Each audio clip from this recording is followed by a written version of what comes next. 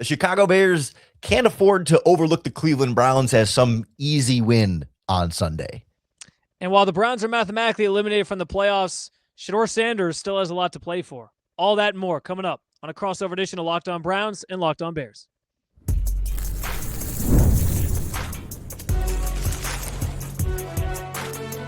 You are Locked On NFL Crossover, part of the Locked On Podcast Network. Your team every day.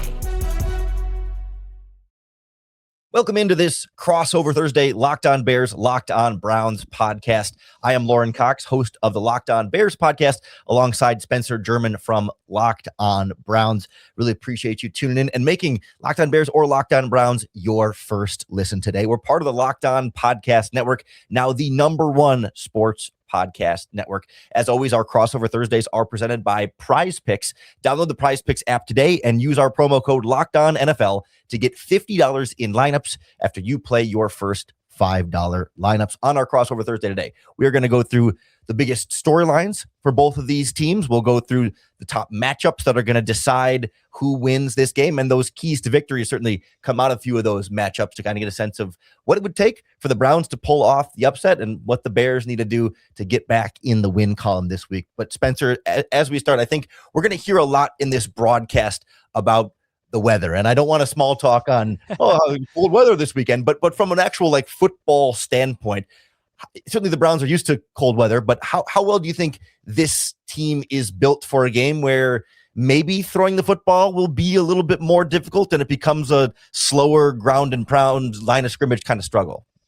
Yeah, it's a great question. You know, this comes up a lot in Cleveland, just because Cleveland Stadium is literally similar to Soldier Field, built on a lake. It is open air, so you get all the elements, you get all that stuff in there. And as the Browns go through this entire thing right now where they're working on building a new stadium, it's going to be an enclosed dome. It's due in 2029 is when it's supposed to open. There's all this debate over, like, do we want to be a team that plays in a dome or do we want open air? And then the fans are all mad because it's like the history of the Browns football being outdoors and all these things. And I think this conversation is always interesting because people seem to think it's like a home field advantage one way or another for like a northern team. But my feeling is always like, guys, there's players on rosters from all these teams around the NFL who are from like the South, who have never seen snow in their life. There's people from like the West Coast, like Carson Schlesinger, one of the Browns' great rookies right now. He's born and raised in California. Like, he had never really seen snow until a couple weeks ago here in Cleveland. So I don't know that it's like anybody really wants to play in that and anybody really like is better off with it. I think both teams obviously have to deal with it. I think a lot of times when it's colder, it does sort of necessitate more of a run-heavy game, which in theory benefits the Bears, who are one of the best run teams in football this year. So I'm curious to see what the weather sort of looks like. I will say this past weekend it was pretty cold, and that did not prohibit the Browns from throwing the football a little bit here in Cleveland. And obviously we know Shedeur Sanders put up some really big numbers looking to sort of build upon that in Chicago. So we'll see. But certainly anytime the weather's going to be it wasn't quite as cold as it's going to be this coming weekend. And anytime that's the case, you do plan on it impacting the game plan, how things play out, all those different things. And injuries too. Injuries can be a factor in that type of weather when the teams line up and play on Sunday. Well, I will say Chicago Bears fans and Browns fans can commiserate here about the stadium thing. We're going through the exact same thing here, too, of like, yeah, 2028, 2029, probably going to be a dome, but what about the history of the team being a cold weather, tough team? So that no matter what happens on Sunday, we can all sort of enjoy the ongoing drama of like how they're going to do the stadium and all that stuff. But yeah, I'm with you there that I think Chicago feels good about their ability to just say, hey, they can hand the ball off 30 times and get a good 5 yards per carry and slow things down, control the clock. And you know, their defense can make a couple stops, maybe get a turnover or two off of Shedeur Sanders. Like it's kind of the formula for them right now. And I think that's going to be one of the big storylines for them in the game is it's like, yeah, well, we'll talk about Myles Garrett and the big sort of matchup there. That's going to be a big factor for Chicago's offense, but bigger picture, right? It's like, hey, you know, the Bears only got one turnover last week against the Packers, and that was fewer than they've been used to. And the defense kind of needed one or two more stops in that game. And the feeling is like, well, will Shedeur Sanders give them a couple more opportunities, right? There's a difference between actually catching it and getting the interception thrown in your direction, but the quarterback got to go halfway and you got to go the other half there, and feeling like, well, if Shedeur gives them those opportunities, that can be the difference between the Bears really taking control in this game. And if Shedeur takes good care of the football and kind of plays a smart, sound game, and maybe they run the ball a little bit more and slow things down, that that the Browns could put a real scare into the Bears with this defense. It doesn't rank super well in most categories besides turnovers, and it's masked a lot of what the Bears have done poorly. And if the Bears are running the ball all the time, it's not going to be a big high scoring shootout. So every possession could end up mattering just a little bit more. Yeah, 100%. And I'm glad you brought that up off the rip, because everyone is obviously highlighting the fact that this Bears defense is so good at causing turnovers. It's been the story of their season. It's been one of the reasons why I think they have been as good as they are.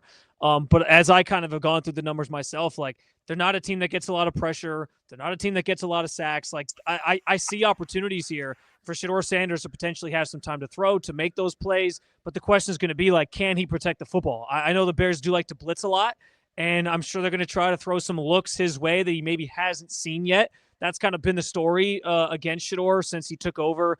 The second half of that Ravens game back in Week 11 was they started throwing all kinds of blitzes at him because it was his first time out there in the field, and he didn't really have a lot of success in that game. But he's also sort of started to pick up certain things, understand more of what he's seen in front of him, and trying to diagnose certain things and be able to make those plays. So is he going to be able to combat that? Is he going to be able to protect the football? Last week, he had a very ill-advised interception where he even admitted after the game, I was just trying to make something happen. I felt like the offense was kind of stuck in the mud.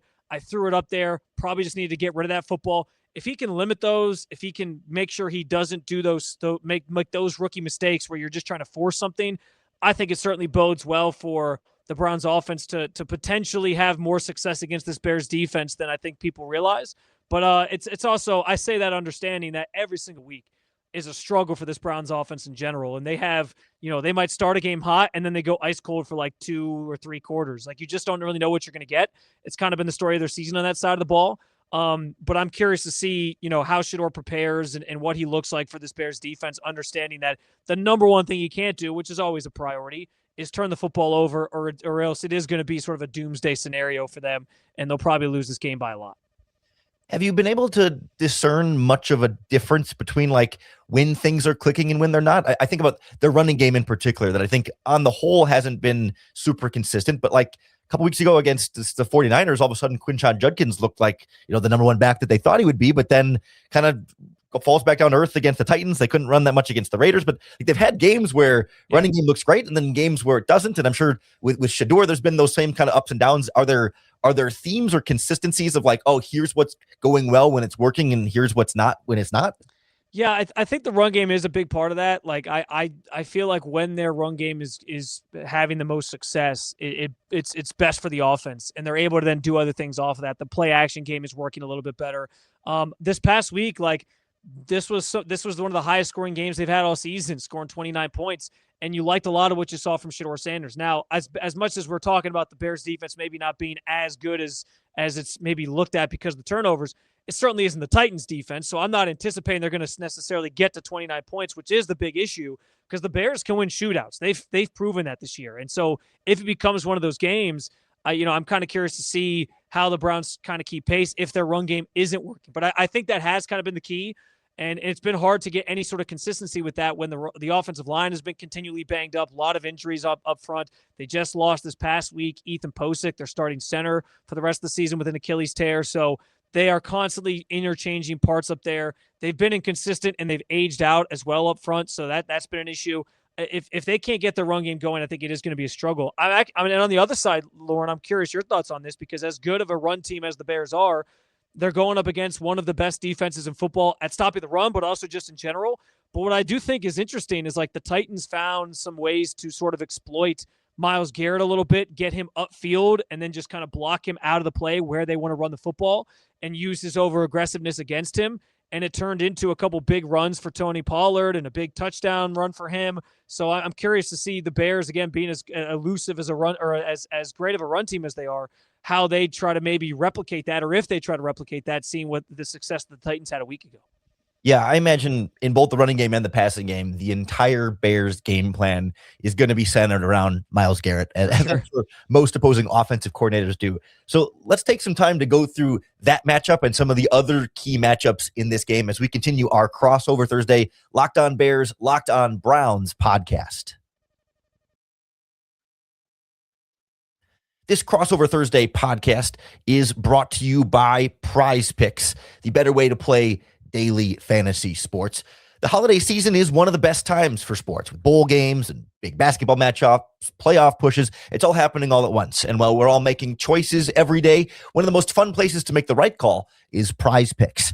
PrizePicks is the easiest way to get in on daily fantasy. You just pick more or less on at least 2 player projections, lock in your lineup, and you're in the game. For example, you could pick more or less on Shedeur Sanders' passing yards, Caleb Williams' rushing yards, DJ Moore's receptions, Jerry Jeudy's touchdowns, you name it. They've got a ton of different ways to play at PrizePicks, not just football, basketball, hockey, when the baseball season comes back around, it's all there on PrizePicks. So download the PrizePicks app today and use our promo code LOCKEDONNFL to get $50 in lineups after you play your first $5 lineup.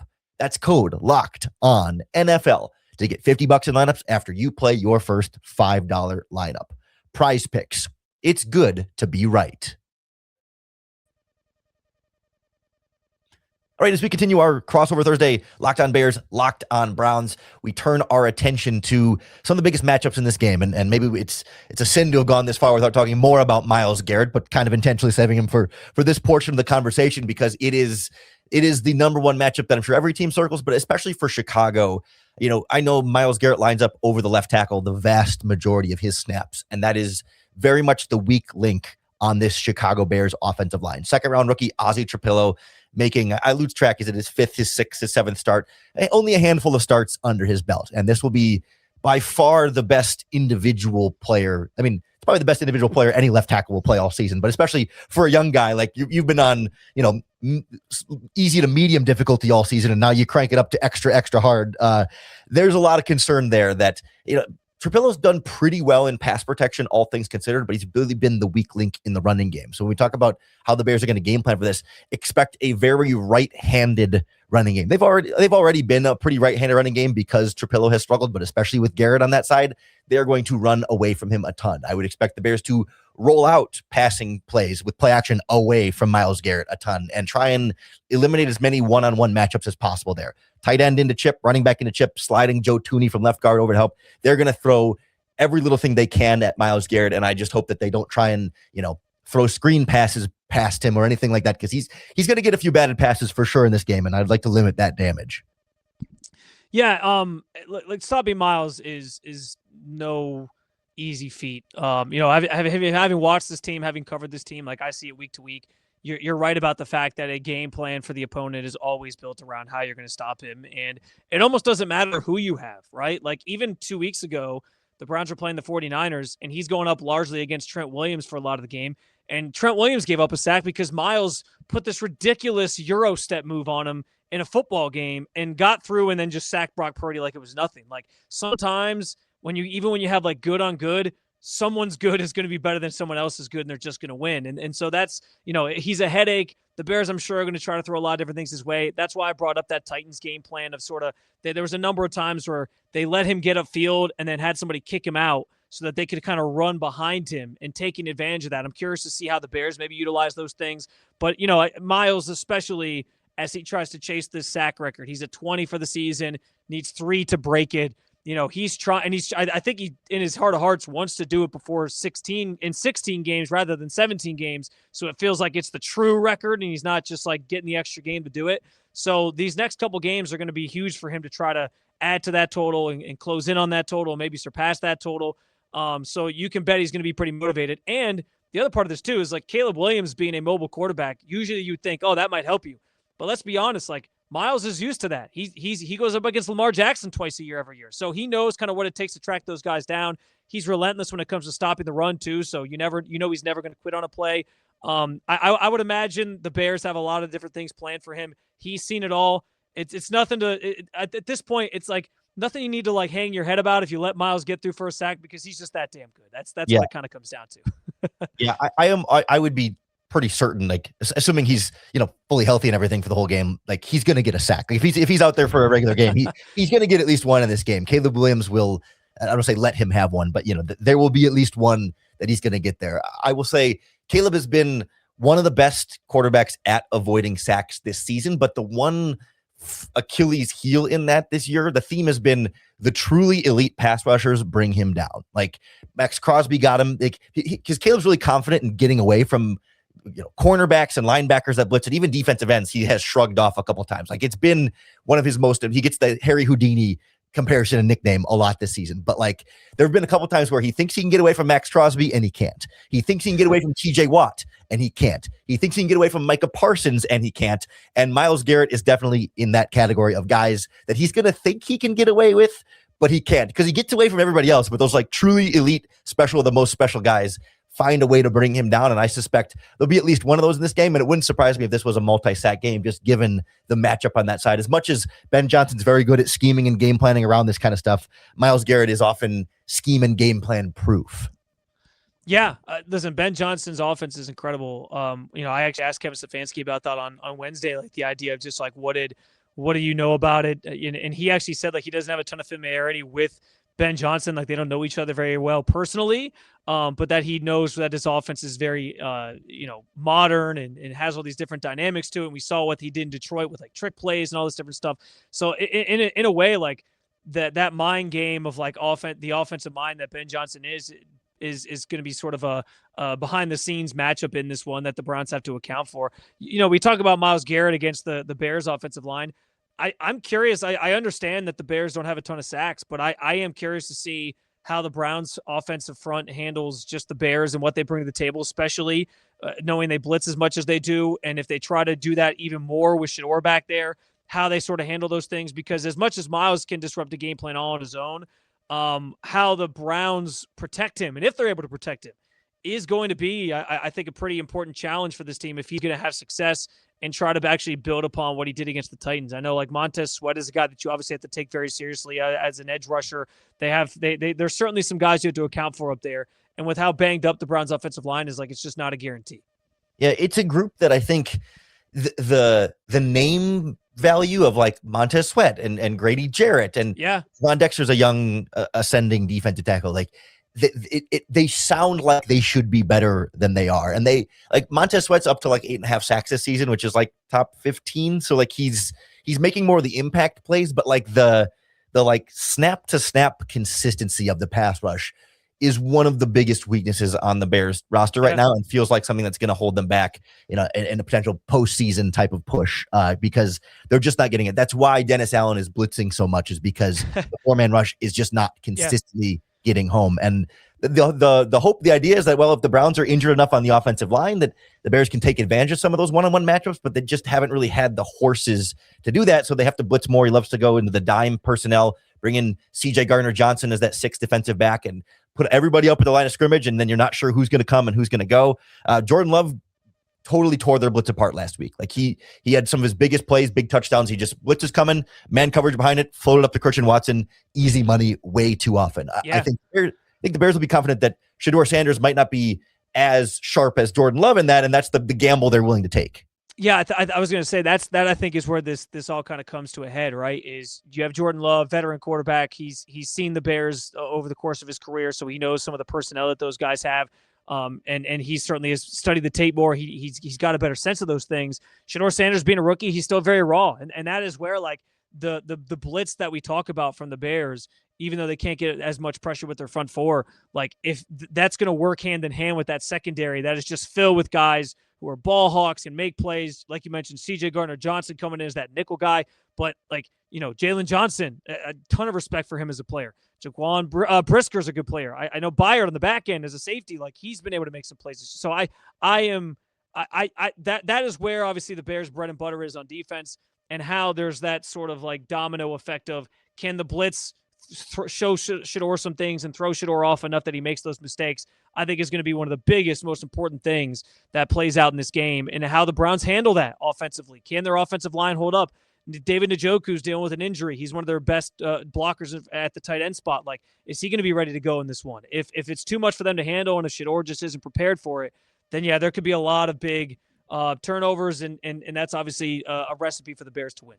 And one other little mini storyline I can throw in here real quick before we move on is like, you talk about Jalen Johnson and some of the other guys. Like Johnson was injured for a lot of the season, came back 2 weeks ago, but he's still only playing about half of the snaps on defense, up to maybe 2/3 last week, and does not look 100%. Like he is very clearly a bit of a shell of himself, and that's something that Bears fans are kind of keeping an eye on. Like, is this going to become a problem at some point. And same thing with linebacker TJ Edwards. Last week was his first game back, played about half of the snaps in that game in his first game back, and just doesn't look good. And so they've got a few of these like injured guys that they're not quite getting full capacity play from, and they're kind of waiting for that to kind of come back to fruition. And maybe against the Browns they do, or maybe they continue to struggle, and it's like, oh wow, the Browns are getting some plays against Jalen Johnson, and it's like, yeah, he's not full strength. But certainly these are all going to play into some of the biggest keys to victory for both teams. So as we continue our crossover Thursday Locked On Bears, Locked On Browns podcast, we'll take a look at how we take these matchups and these storylines and put that into a formula for success for both teams. Stick with us right here on the Locked On Podcast Network, your team every day. Our Crossover Thursday podcast is brought to you by Car Gurus. Car shopping used to feel more exciting and not so confusing. And with Car Gurus, you can get back to that confidence you deserve. They cut through all the noise so you can actually see the best deals on the cars you want.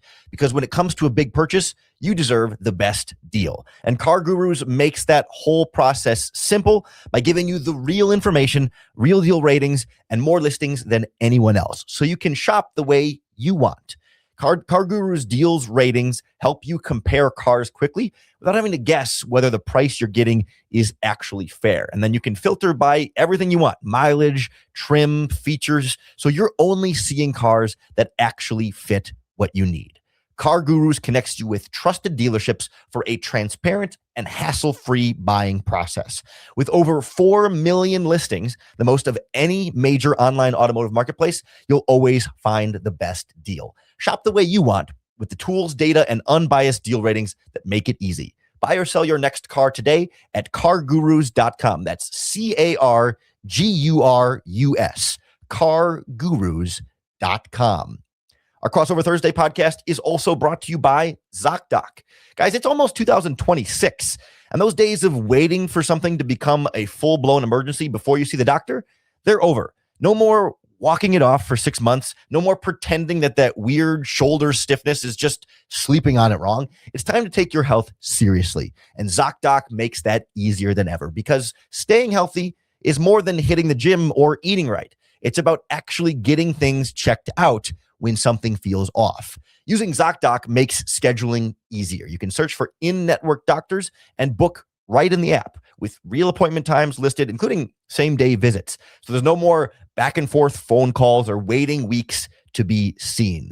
It really lets you compare providers using real patient reviews, not advertising. So it's a simple way to keep your health a priority, even with a busy schedule.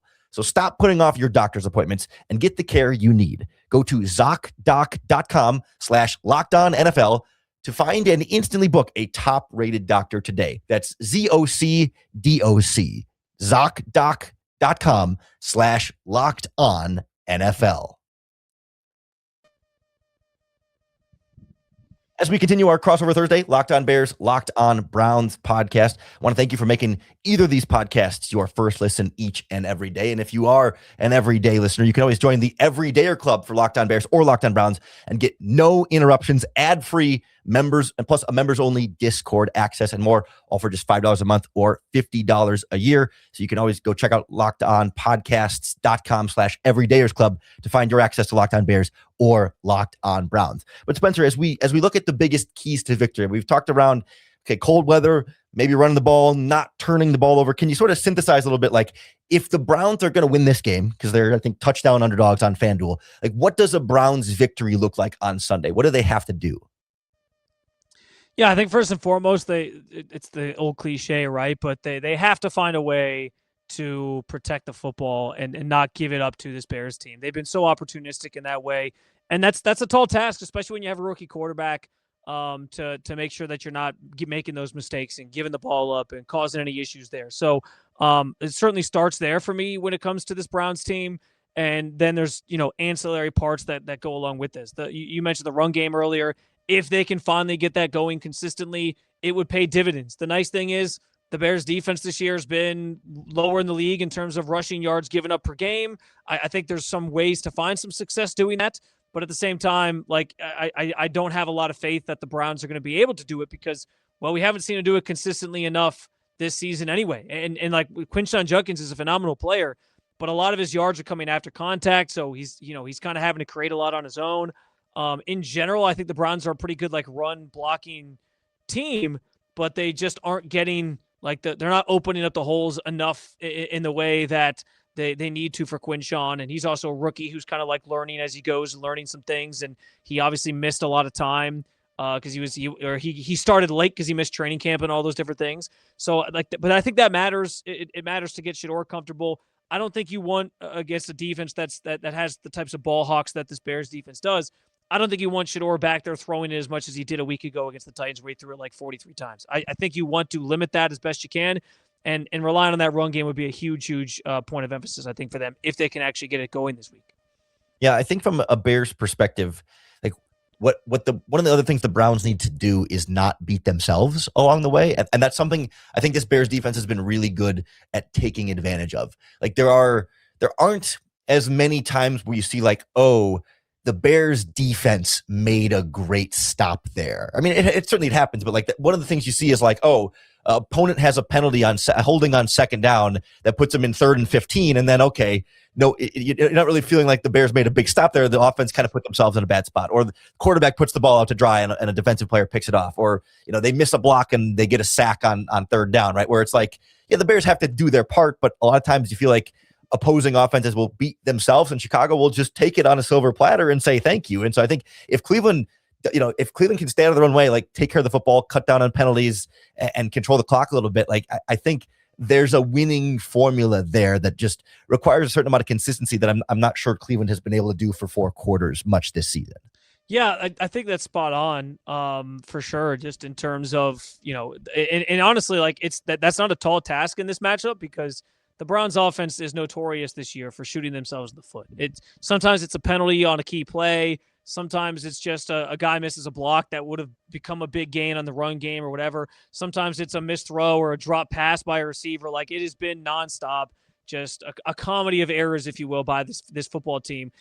So in that regard, the Bears have to be smart about like not committing any penalties and things and giving the Browns extra first downs, because that will kind of take care of itself. Like they will struggle enough that the Bears will get the Bears defense will get the ball back to the Bears offense for them to sort of have opportunities. And that is how this game should go if they just let the Browns kind of play things out with their offense the way that it is. I think conversely, the Browns struggled mightily, as I mentioned, with the Titans run game this past week. And that sort of like two-headed monster of DeAndre Smith and Kyle Monangai is going to be a tall task for this defense to sort of stop and corral and slow down. I'm curious again to see if the Bears try to take some stuff from that Titans game and use it in their play, sort of use it in their advantage this week to try to continue to exploit that. But their run game is also so good that they might just be like, this is our identity. This is what we're going to do. We're going to give it a try, and it might still work because those two guys have just been so great. And I think that is a point of emphasis for this Browns team after how last week went against the Titans, where they're sort of honed in on, we got to make sure we're really on our P's and Q's, trying to stop these guys sound tackling in open space, making sure they don't break any big ones on us. But I also wonder, like, this team lost Malik Collins in the middle of their defense after that 49ers game for the season. And it did kind of feel like last week you were missing his presence in the middle of that defensive interior. And that led to at least some of the reason. I'm not saying it was the entire thing, but at least some of the reason why I think the Titans had some success running the football is because that defensive line was missing one of its key members. Yeah, the injury report's going to be really important for both of these teams to watch this week, because they both got some guys that are like, maybe they could play, maybe they're not on IR, and it's sort of a week to week. Well, the Browns injury report this week is like a grocery shop list. Like it is lengthy as can be. Kevin Stefanski wasn't ready to rule anybody out on Wednesday. But we'll have to see. But yeah, there's a lot of guys who are banged up right now for this Browns team. So I think Bears fans come away feeling pretty confident heading into this matchup, thinking like, yeah, it's not going to be a huge struggle per se. I think the perception is like the Browns will keep it close for a little while, and you feel like there might be a moment or two where it's like, this is closer than it should be, but by the end the Bears will pull away. But what's your from Cleveland's perspective? What's the feeling? Is there a real like optimism that, hey, Sanders is on the verge of being ready to pull off, a big win and upset like this? Or is the feeling like, no, Chicago's probably, a few steps ahead?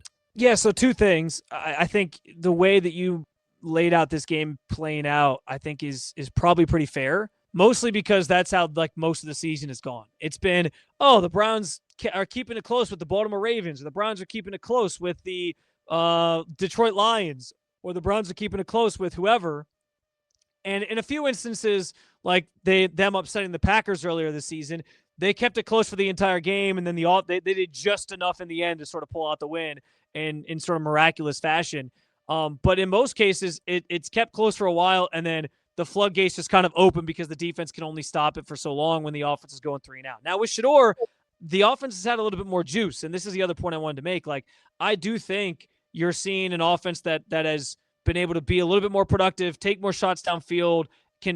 Seems to play with more confidence with him under center. So it's a little bit different than it was early in the season. It might take a little bit longer to sort of separate yourself from this offense at times, because they do have a little bit more potential to it. And I do think, to your point, there is a lot of excitement in Cleveland about the idea that maybe Shedeur makes this an interesting conversation by the end of the season and gives the Browns something to think about in terms of their quarterback for 2026. Like, can he be the guy? And if he plays well, if he builds upon the Titans game, and I'm not saying he's got to throw for 300 yards again, but if he plays well against the Bears, and maybe you lose, but he throws a couple touchdowns and whatever, I think people will be more excited. And then it kind of trickles down the last 3 games of the season.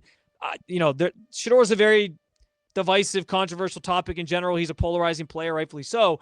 But I think generally Browns fans are keeping an open mind about the possibility that, hey, if he plays well starting this week against the Bears and down the stretch, this could be our quarterback in the future, and then maybe we don't need to draft one in April. So I think there's a lot of excitement about that, and his work ethic is certainly on full display. He wants to be great. It's just about him now tangibly doing it out on the field and doing it consistently, and that obviously starts this weekend. So we'll see what he brings to the table. But I think last week was certainly a good step in the right direction for him to prove that he can be a guy or the guy for the Browns in this league. It certainly wouldn't surprise me if they connect on 1 or 2 deep shots downfield. The Bears have been a little bit more vulnerable lately on some of those downfield shots, just some either misplaying the ball in the air or some miscommunications in coverage. And there'll be maybe some positives for Browns fans way, regardless of the outcome. But that's going to do it for our Crossover Thursday Locked On Bears, Locked On Browns podcast. Be sure to tune in tomorrow for our respective shows as we get you ready for the game on Sunday, and then we'll be breaking it all down afterward on our Monday podcast. So for Spencer German from Locked On Browns, I'm Lauren Cox from Locked On Bears, and we will talk to you again tomorrow.